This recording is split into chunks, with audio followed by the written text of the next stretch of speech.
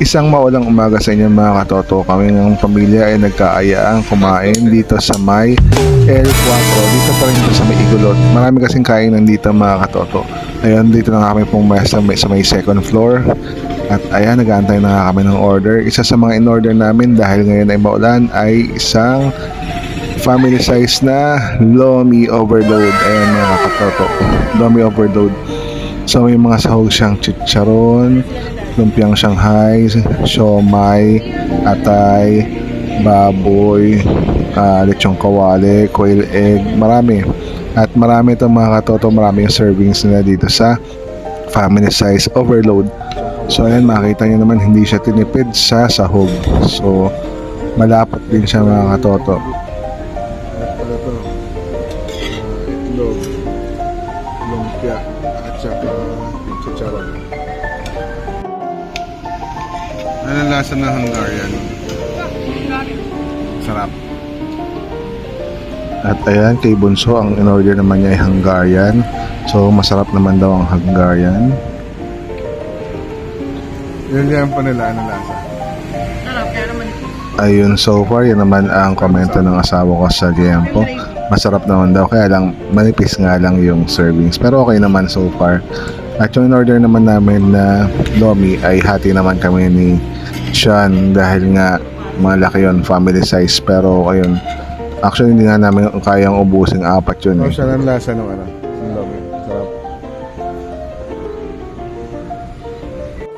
At this time ako naman ang titikim. Unang tikim ay okay naman. At masarap mga katoto ang Lomi nila.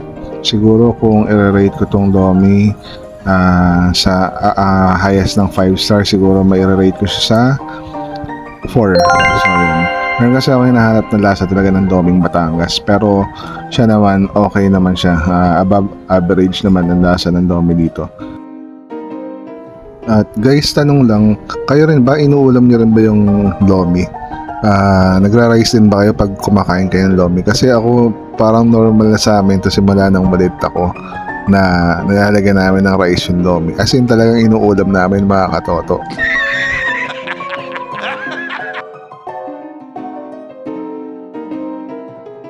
Isa pa napapansin ko, napapadalas yung ating food vlog ngayon mga katoto. Even recently may mga food vlog na tayong mga ginagawa. Tanong ko lang, panahon na kaya para mag-rate tayo ng mga resto parang ginagawa ng Team Canlas? Sige, pag-isipan natin yan mga katoto.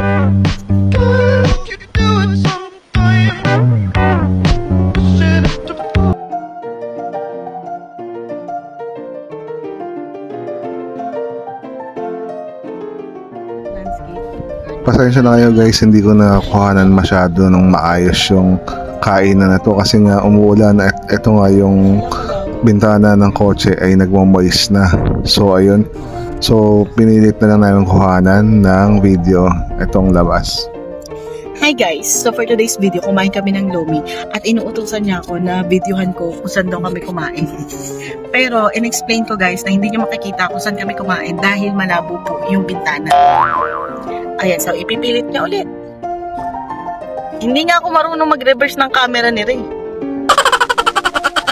Ayan, napicturan lang. Ano. Hindi nga. Okay.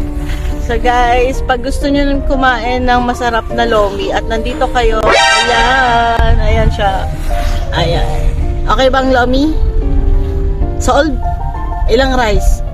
2. Okay.